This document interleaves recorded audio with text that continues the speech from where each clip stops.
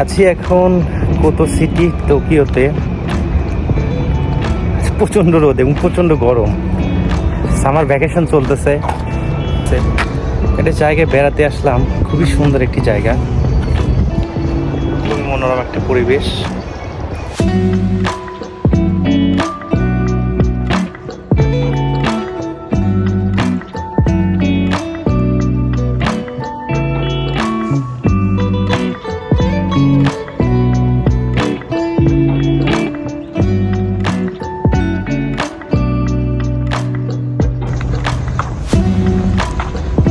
খুবই মনোরম একটা পরিবেশ। এখানে লোকজন কম, এখন আসলে প্রচণ্ড রোদ।